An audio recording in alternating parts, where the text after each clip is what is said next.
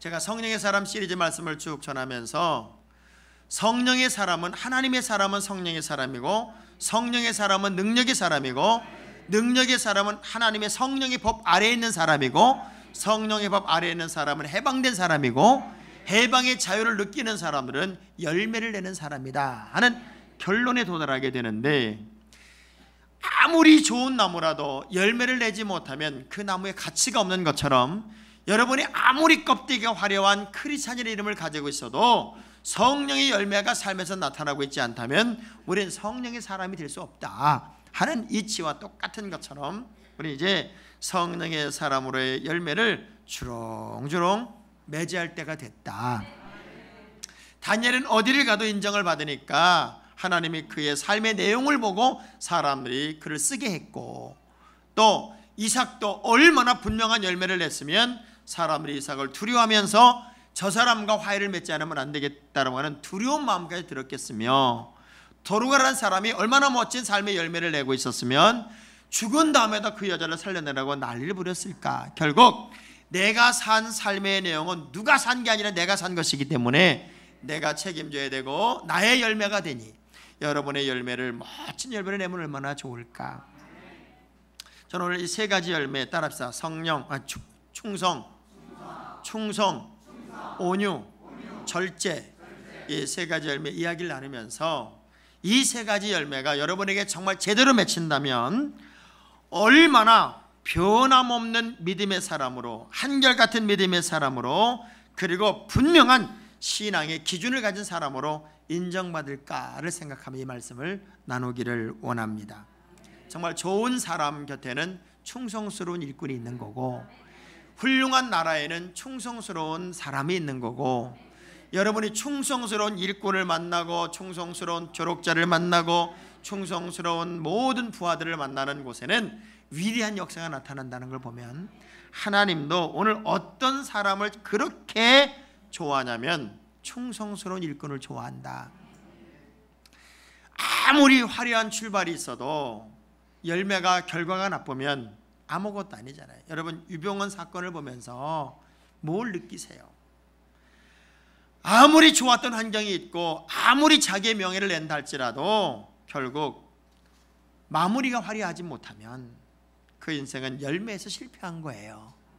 그래서 우린 열매가 아름다워야 돼요. 열매가 실해야 돼요. 옆 사람 악수하면서 좋은 열매만 맺고 삽시다.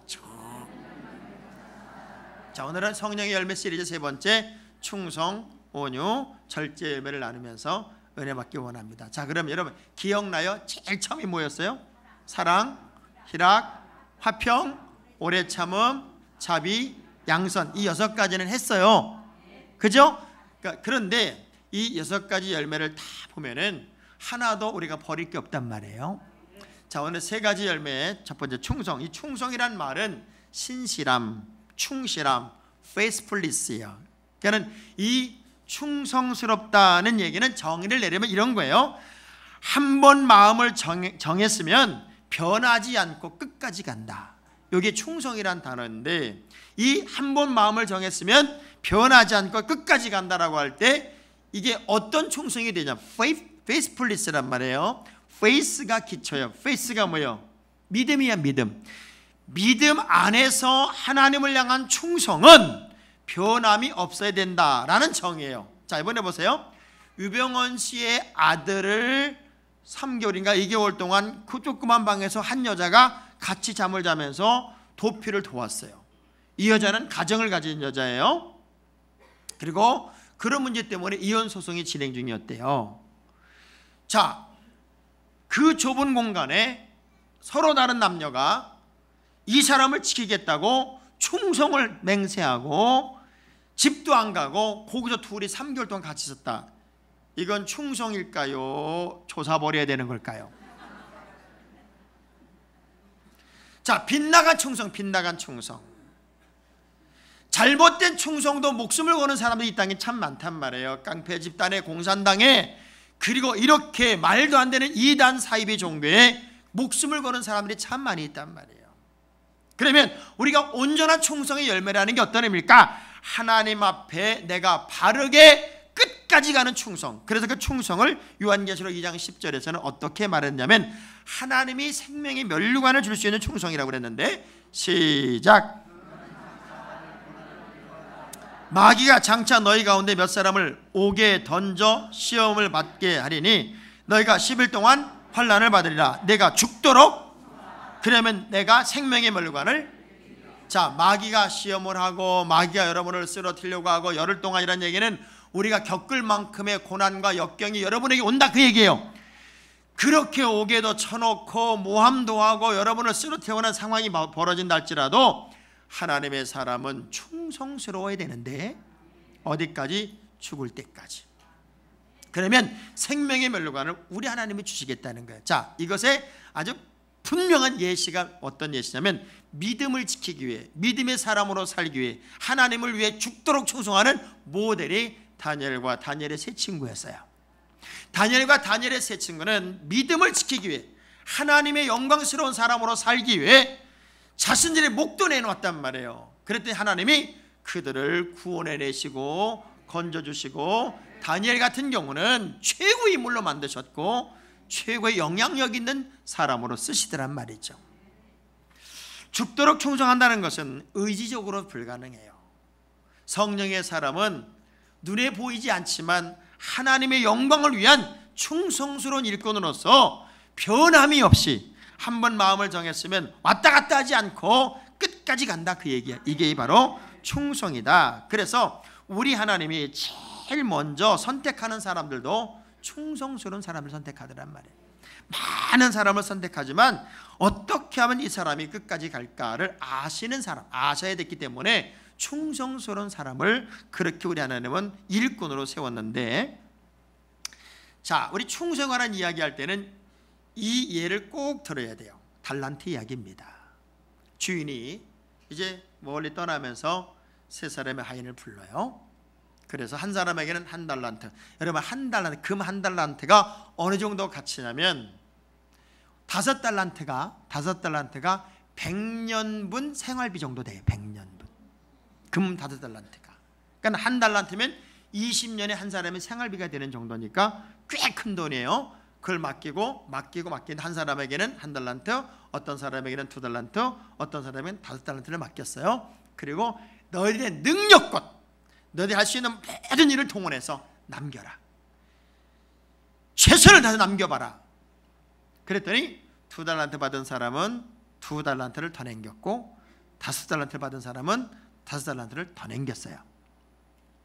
주인이 돌아왔어요. 보고를 받아요.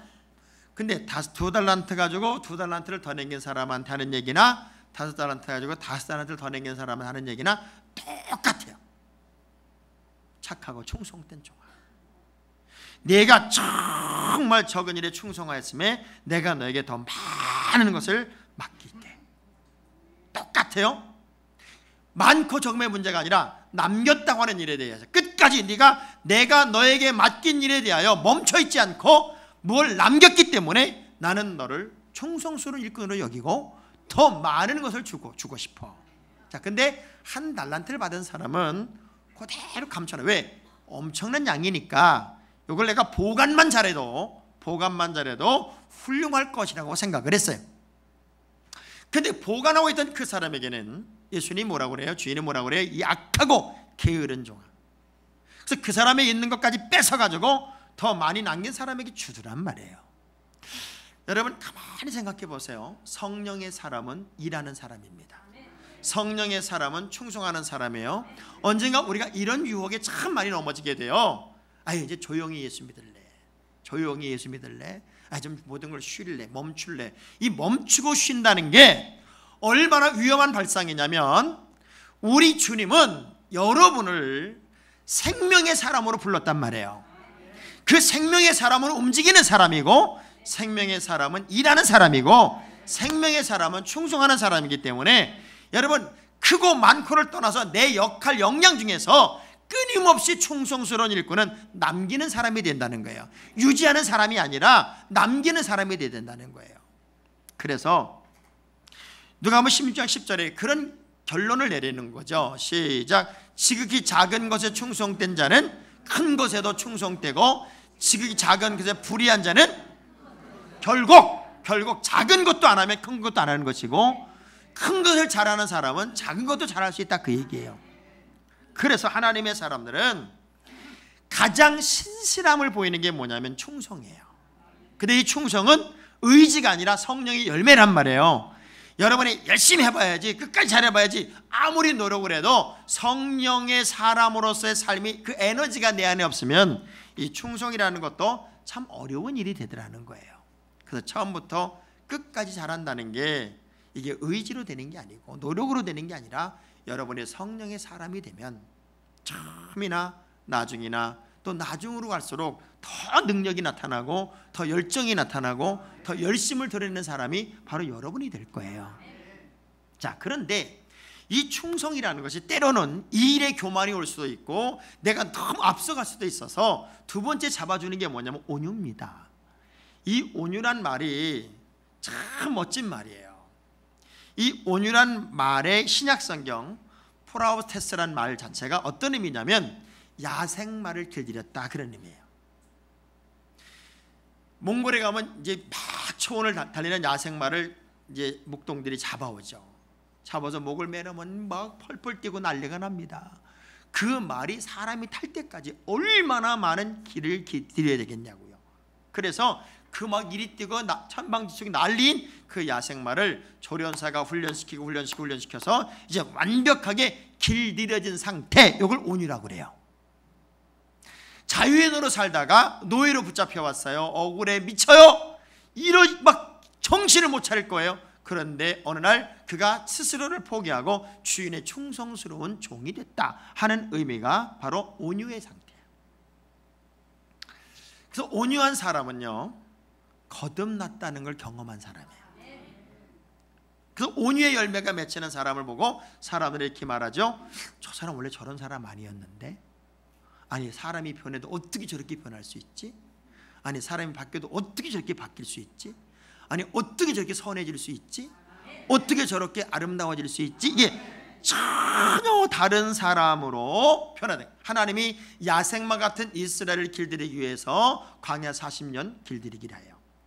그리고 그야말로 모세가 궁궐에서 유대인으로 살지만 정상적인 유대인들, 지금 노예로 살고 유대인들과는 난 다르다고 생각했었어요.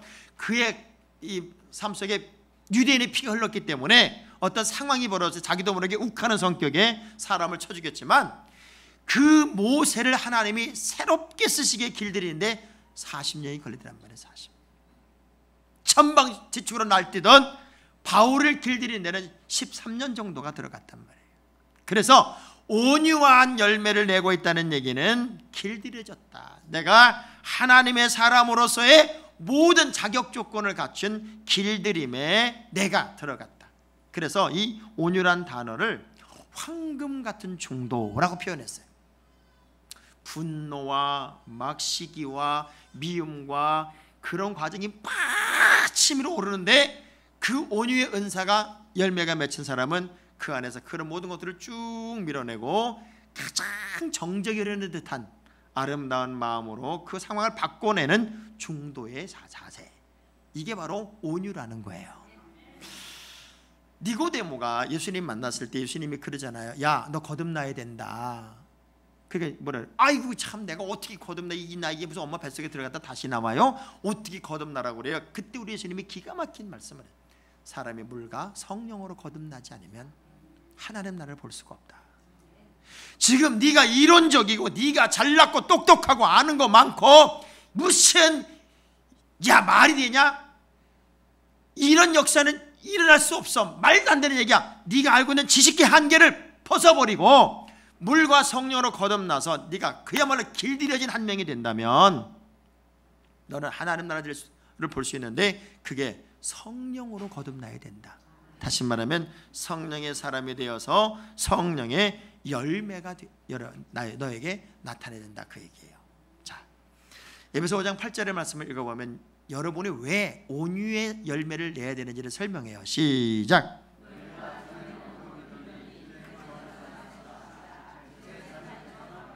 할렐루야.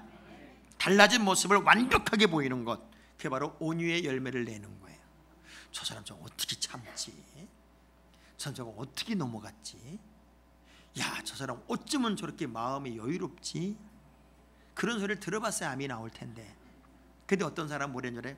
목사님, 난 원래 이래. 원래 난 원래 이런 사람이에요. 원래 나는요 원래 성질이 더러워요. 나는 원래 성질이 급해요. 나는 원래 성질이요 저런 거 꼴을 못 봐요. 맞아요. 그게 여러분 원래 모습이에요. 그 원래란 얘기는 강원래만 원래라고 해야 되는 거예요. 자, 근데 그게 성령의 사람으로 내가 살아가면 그 원래의 모습이 새로운 열매를 낸다, 그 얘기예요. 새로운 열매. 돌감람나무가 참감람나무가 된다, 그 얘기예요. 근데 나는 원래 그래, 이런 사람은 여전히 예수는 믿고 있지만 성령의 사람은 아니다, 그 얘기예요. 옆 사람한테 물어봐요. 당신 원래 어떤 사람이었어? 물어봐요. 원래. 근데 나는 원래 그러니까 나 건들지 말라, 원래. 그럼 우리가 예수를 뭐하러 믿었냐고요. 원래 죄인이었고 원래 못됐고 원래 그야말로 허물투성이었고 원래 문제투성이었던 내가 성령으로 강탈을 당하고 구원의 확신을 가진 이후에 성령의 사람으로 사니까 하나님이 온유의 열매를 내게 하셨어요. 그래서 야생마가 길들여졌으니 얼마나 에너지가 넘치는데도 말도 잘 들어.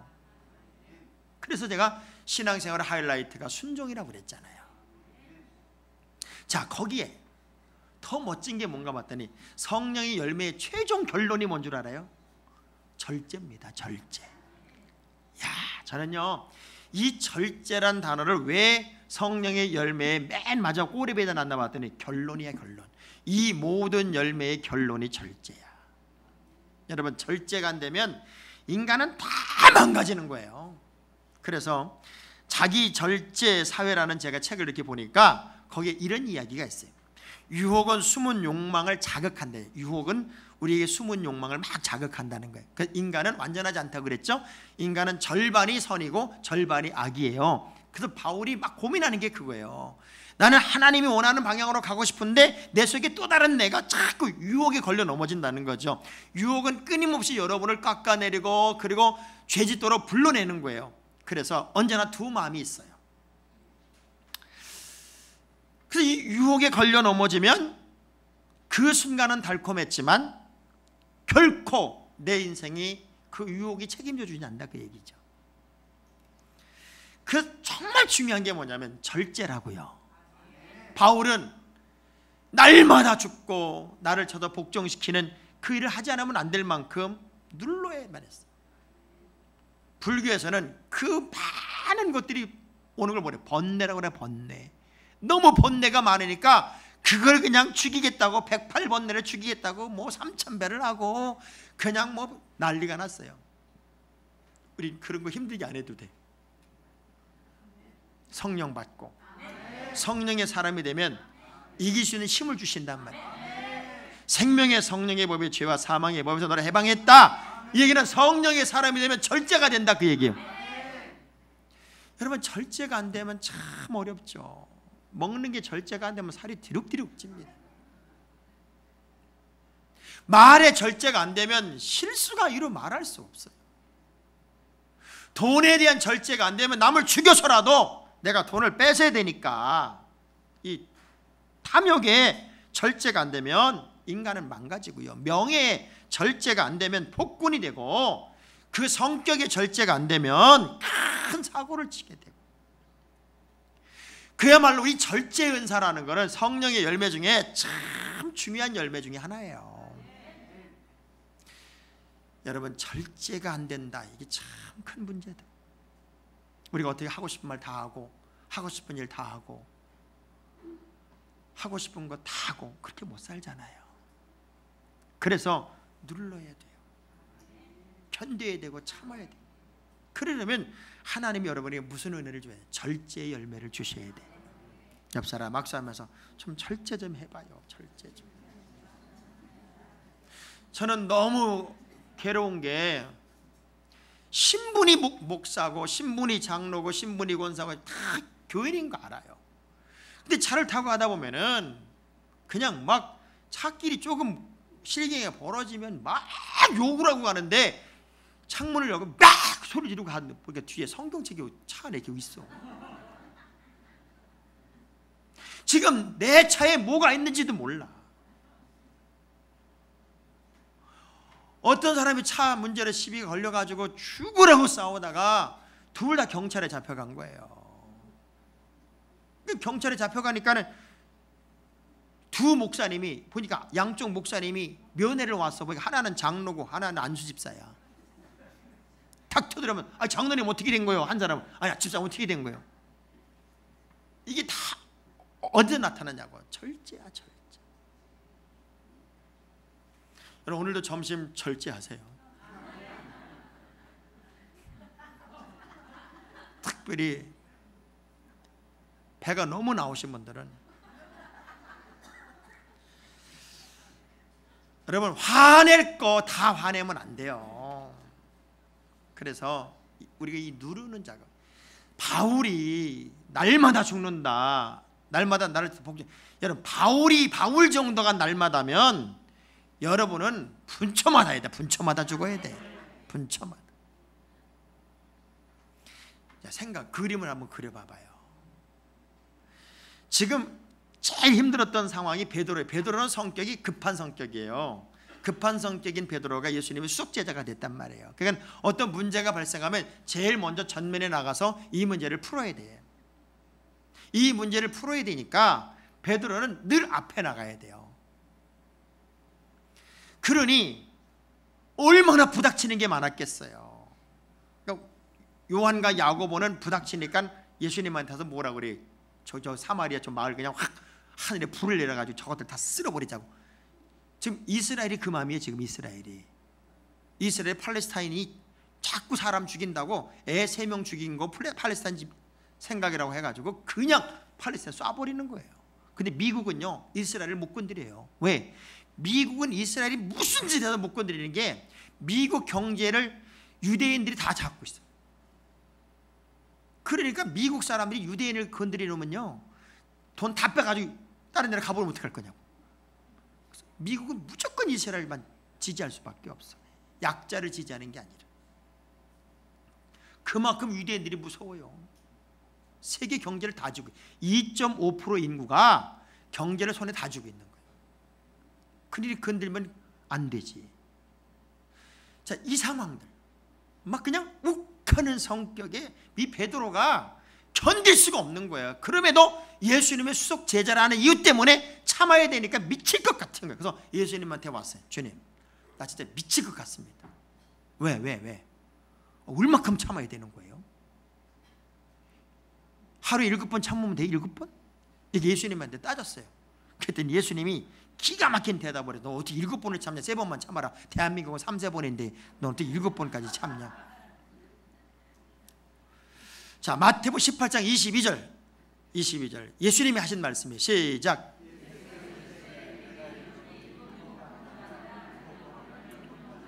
이게 하루에 하루. 자, 7번을 몇 번? 그럼 몇 번이요? 무슨 77번이요 원산이. 70 곱하기 7이잖아. 490번이야 77. 하루에 490번을 참아라. 자, 그러면 봐요. 하루가 24시간이죠. 여러분 잠 8시간 자잖아. 그러면 몇 시간 남았어? 이게 잠자고 뭐 일어나서 하면 10시간을 쓴다고 생각합시다. 10시간 화장실 가고 뭐 먹고. 그럼 14시간밖에 안 남았어. 14시간 중에 또 혼자만 있는 시간이 꽤 있잖아요. 사람 만나는 시간이 얼마나 되겠어? 10시간도 안 될 것 같아. 근데 10시간 사람과 관계성 속에 있을 때 490번을 참으래 하루에. 이정희 집사 왔나? 아직도 안 왔어요?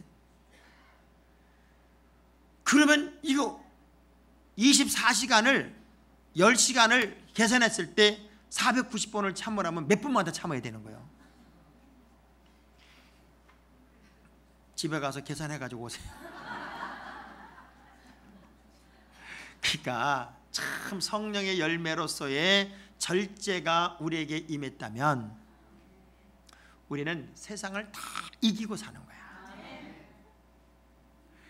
그 욱하는 성격, 분노, 미움 이런 거에 여러분 스스로가 죽을 이유가 하나도 없더라는 거예요. 그 절제의 열매만 우리에게 하나님이 성령으로 주셔도 우린 세상을 굉장히 넉넉하게 풍요롭게 당당하게 자신만만하게 산다고요. 제가 여기저기 갈 때마다 저를 열통 터지게 하는 사람들이 있어요. 지난번에 이제 벼랑을 악수하다가 주머니 손 넣었다고 막 소리 지르다 목사 있다고 그랬잖아요. 진짜 순간에 주머니 핸드폰 넣다 딱 빼는 순간에 어떻게 주머니 손 넣고 악수하냐고 그런 애가 미칠 것 같더라고 진짜. 그래도 제가요 그 상황을 얼마나 절제하면서 멋지게 넘었는지 저는 어린 시절부터 가만히 이 절제의 은사, 절제의 열매 공부하면서 그 생각이 들더라고. 욱할 때가 장씨도요 진짜 가랑잎에 휘발유 같아서 그냥 막 욱하는 게 있어요. 욱하는 그냥 얼굴이 확 빨개지고 막 심장이 뛴다고. 근데 금방 또 후회해. 그런 상황이 참 많았던 것 같아요. 어린 시절만 해도 제가 문학의 밤 사회를 보는데 몇 마디 하지도 않았는데 뒤에 이제 또 이름도 아니고 전덕일 목사님, 담임 목사님이 뭔 말이 이렇게 많아 이씨! 막 이러는 거예요. 그러니 분위기가 막 얼음장처럼 싸늘해졌어요. 제가 딱 멈췄다가 탁끝 웃으면서 얼른 끝낼게요. 그리고 내려왔어요. 문학의 밤 끝난 다음에 전부 다 나를 안아주는 거야. 너 어떻게 참았냐고. 제가 예수마을교회 전도사로 성가대 지휘할 때 55세 미만 성가대원을 모집하며 그랬더니 지금 이름도 안 지금 최용락 권사 한 분이 예배 마친 다음에 장전도사 일로 와 이 새끼야 막 소리 질러. 그러면서 네가 뭔데 노래 부르는데 나이 제한해 막 그러고. 나는 그때 처음으로 새끼 맞소리를 들어봤어요. 그런데 제가요 그 상황에서 진짜 저도 욱하는 거 있잖아요. 내가 이게 나가면 돼. 근데 이게 없으면 되는 거야. 뭐 이런 의미 다 있어. 그래서 큰 소리를 지르려다가 아 그러셨냐고 미안하다고 제가 그럼 다시 모집할게요. 그리고 진짜 속에서는 막 열불이 나는 거지만 다 성가대원들 있는데 앞에 다시 우리 연습합시다. 성가대원들이 우리와 같은 박수를 치는 거야. 제가 그때 정말 뜨거운 성령의 사람이었나 봐. 하나님이 정말 절제 은사를 주신 거예요. 그때 한번 욱했으면 저는 꼬랑지 따라다녔을 거예요. 성질 더러운 목사 이렇게. 저는요 늘 이런 생각을 해봐요. 베드로서 1장 6절의 말씀 보니까 지식의 절제를, 절제의 인내를, 야 이 말 보세요. 지식의 절제를. 잘난 척하지 마라 그 얘기야. 똑똑한 척하지 말라 그 얘기야. 절제를 하려니까 힘들어. 그래서 절제의 인내를. 그런 성령의 열매가 여러분에게 있으면 우리는 정말 풍성한 삶을 사는 거예요. 잠언서 25장 28절의 말씀을 한번 보면요, 자기의 마음을 제어하지 아니하는 자는 성읍이 무너지고 성벽이 없는 것과 같다, 그런 말이 있어요. 우리가 마음에 절제가 안 되면 무너진 성벽, 무너진 성읍과 똑같다 그 얘기. 아무것도 아니라는 거예요. 자, 성령의 9가지 열매를 다시 한번 머릿속에 떠올려보세요. 첫째가 사랑. 자, 사랑하는 사람은 두 번째 희락, 즐거움과 기쁨을 같이 누리게 되고, 사랑, 희락, 그리고 마음의 평화를 느끼게 돼요. 자, 살아가다 보면 수많은 갈등과 문제가 오지만 그때마다 우리는 어떻게 해야 돼요? 오래 참아야 돼.